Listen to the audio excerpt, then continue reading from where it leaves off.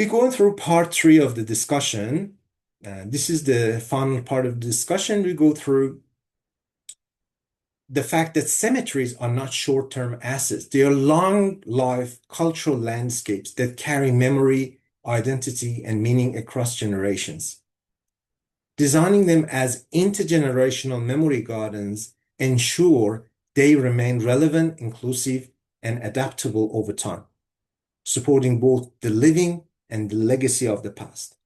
But what is a cycle of intergenerational memory? This is a very interesting topic. And I think before I go through that, I think as landscape architects and designers and urban designers or planners or managers, all of us need to understand this concept because this is the core component of social sustainability in cemeteries and other landscapes.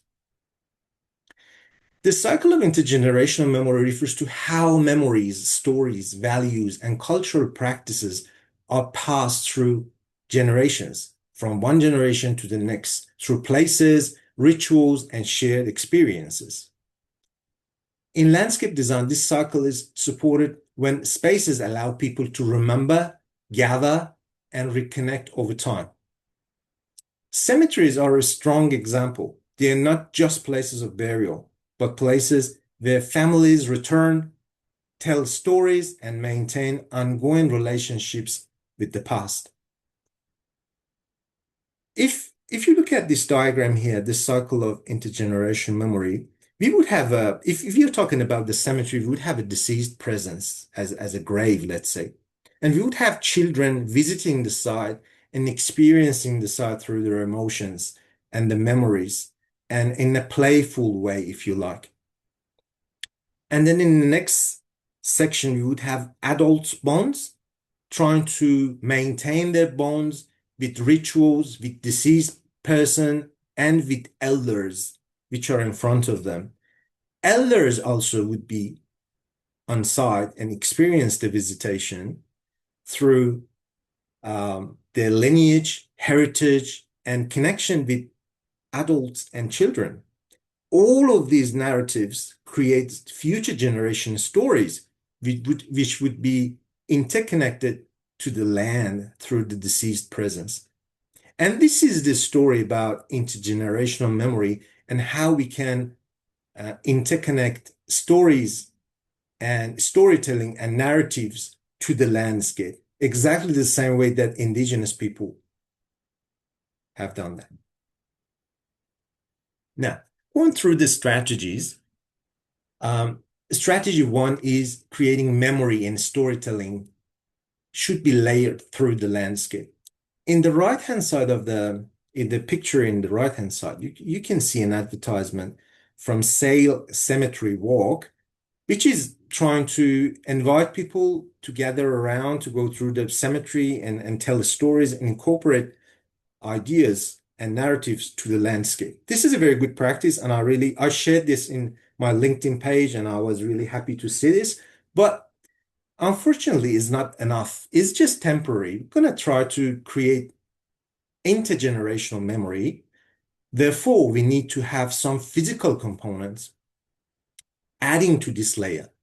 Those components could be narrative pathways, for example, incorporating cultural, familial, or ecological stories for multi-generational interpretation.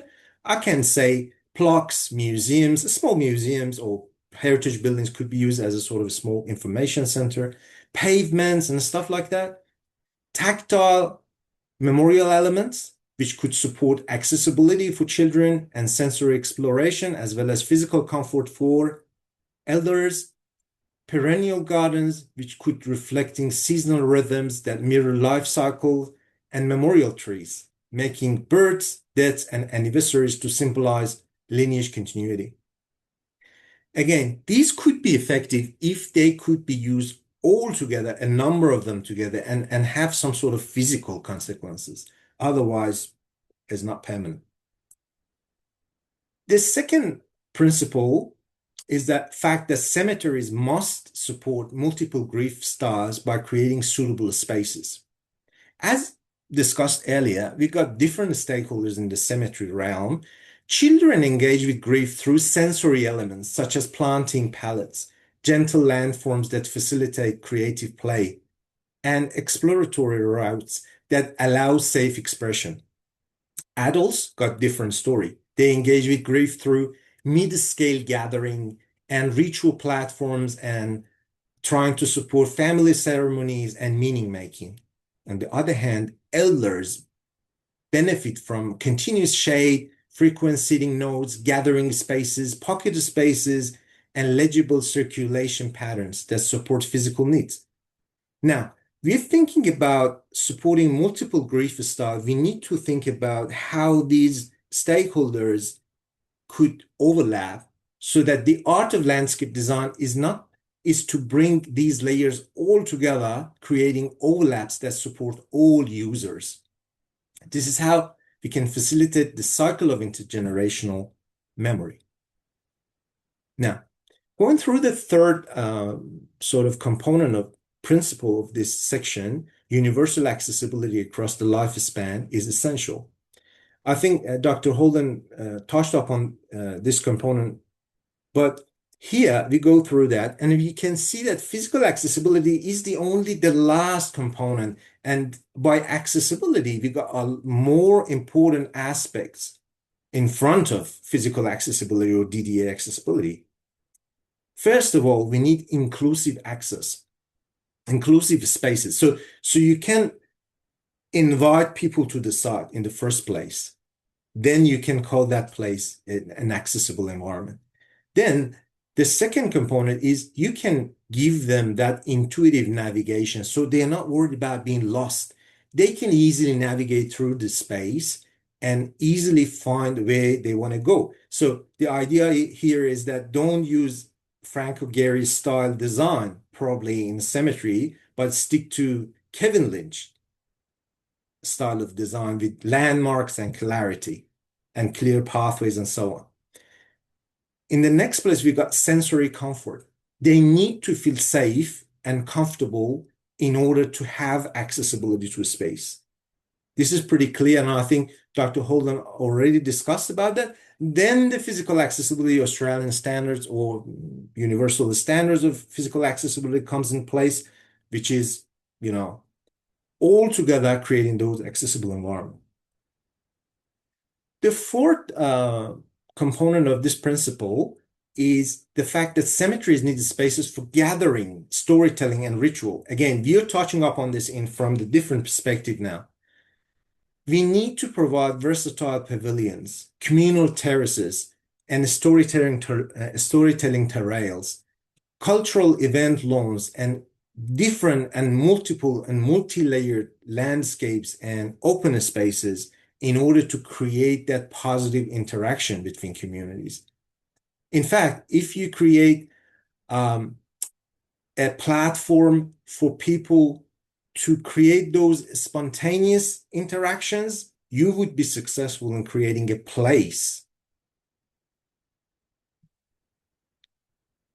And now, going through the fifth principle, ecological continuity, which must be embedded through through a century scale. Again, you can see a lot of overlaps between environmental sustainability. We're talking about urban forest strategies and things like that. And here in social sustainability, getting back to the ecological continuity, which is pretty similar to what we discussed in environmental sustainability. Principle 5, ecological continuity in a cemetery can incorporate memory into physical structures. How? I'll give you an example. A specific tree or site, for example, can be identified as a home to particular species of a generation. I might see some specific species of bird that my grandfather saw before, and my grandchildren also could see that. This brings meaning, this brings names, narratives to the landscape. The fact that overstory canopy species with lifespans of 100 years or more need to be used in cemeteries because they create continuous habitat corridors, wetlands, and climate-resilient native plantings that could incorporate such narrative to the landscape.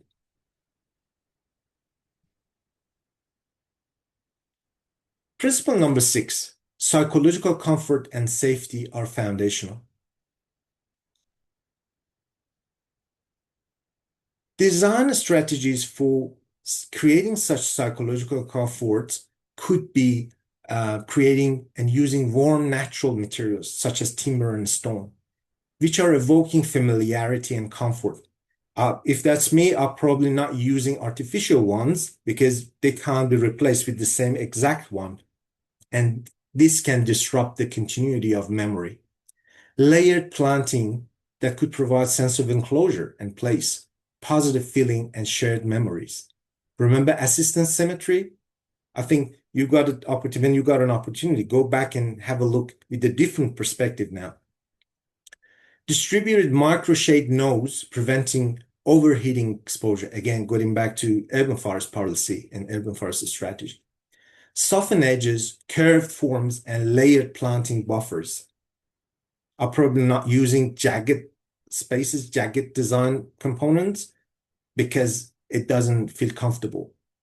Daily and balanced glare-free lighting systems for everyday use and evening use. And finally, design for both passive and active surveillance so people can feel safe. This means designers need to strategically design and position secure, visible corridors and clear sightlines throughout the site. Principle number 7, cemeteries must be future-proofed through modular or adaptable systems. Remember, Rookwood Cemetery is not all about firm, rigid grid systems. It is about flexibility. So some recommendation, create modular memory spaces, allow memories to grow and adapt across generations. A good example was Rookwood, as I mentioned before. Culturally flexible memorials support evolving tradition over time, which we don't know about them yet. And this is the topic that we fully discuss in our webinar number 5. If you would be around in our webinar number 5, we would talk about the future of the cemeteries and what is the actual, the next generational needs and aspirations about the future of cemeteries. Pilot testing zones for new practices. We strongly suggest you use pilot testing. This allows users and adjacent communities to respond to pilot projects. For example, as I mentioned before, Carnarvon Memorial Park could be utilized through pilot testing. Culturally flexible memorials support evolving traditions over time. I covered that. Create multi-generational gathering nodes. I think we covered up on this one as well. We discussed about creating ritual spaces. Documented reuse frameworks. If you look at the picture at the bottom of the slide, you see we design a cemetery in 100 years, 50 years to 100 years, probably would be some ideas about reusing the space. This is an important component for designers to think about beyond 100 years and think what would happen if you want to reuse the space. Let's say whether you want to put a mausoleum at the center of the site, which could be a water-sensitive design in 100 years or 200 years. I think this is the main component of that. And temporary and seasonal memorial plazas, which are reflecting changing cycles of memory and grief. So altogether, this could form a sort of future-proof, adaptable, or modular system for a cemetery. Now, to sum up the discussion, we need to master social sustainability in any landscape or urban design. To do so, first, think of landscapes, for example, whether you're working in a park or cemetery, as a social infrastructure, not just what looks good or feels cool. Many students, I've been in university, many students trying to be cool. Don't design cool. Think about the space users. Design for intergenerational memory. Consider how people return over time and how visitation can occur or encourage across generations. The other aspect is support familiar continuity, as Dr. Holden covered through clustering, Landscape should allow people to find stories and identity connected to their family or land. And this is the best practice that you can do while designing a sort of landscape. The other aspect is that to prioritize accessibility by creating inclusive spaces with intuitive navigation and sensory comfort. The other item is that you need to provide a variety of gathering spaces. Yeah, that's right. You heard that right. You need to have gaps. You can't put things back to back and expect people come back to the site. They need some space to catch up. They need some space to gather, and it's a good sort of opportunity for us to create a variety of spaces for people to be able to gather and create that positive social interaction, which is equal to social sustainability. The other thing is that you remember the cycle of intergenerational memories. Always think about that and know that at different scales, you got different stakeholders for each side. You got children, adults, and elders, which are using the site. Think about how you can interconnect and work through that cycle of intergenerational memory. The next component is to facilitate cultural learning through landscape and symbolism. So you need to create a landscape that encourages children to ask questions about identity, meaning, and belonging. Then we go through the next component, which is recognizing the importance of ecological systems, even when questions. I remember I was discussing opening up a green corridor through a sort of urban growth area, and the person in charge said, no, no, no, no, we don't need wildlife to go through the cities. We keep them separate. And that's a very big common misunderstanding of we don't need wildlife in our cities. So make sure that you understand and utilize this. Create shared memories across generations through, for example, as I discussed earlier, if you see the same bird as your grandchildren see the same bird, and then it goes through the whole generation, guess what? You created social sustainability because this is a memory associated with the landscape. And finally, restorative landscapes, which could create a lasting identity for both adults and children. A restorative landscape supports healing from grief, defines spaces clearly, accommodates everyone, and allows mourning to become a foundation for future social connection and sustainability. This brings us to the end of the conversation and webinar today. But before we go through question and answer QA section, I would like to ask you a question and hear your thought about this. If we accept the cemeteries operate on century-long timelines, are we designing them for long-term social sustainability?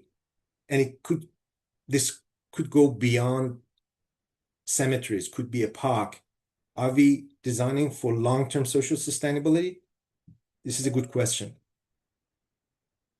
Now, getting to the future webinars, all of these webinars has been conducted through deep research with all experts in the field.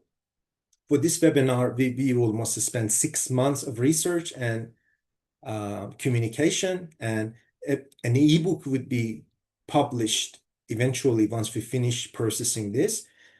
The first and second webinar are already done. The third one, topic 3, environmental sustainability, would be happening in August. I would inform you about that. I would send you an invitation as long as you register in our website. Topic 3, environmental sustainability. What is a green cemetery? And it could easily go beyond the cemetery to be a handbook and masterclass in environmental sustainability. And the rest of that, we would have topic number 4, November 2026, sustainable governance. And finally, 2027, this is the one which I've discussed, the ritual evolution, which is based on our research in Mesospace research team.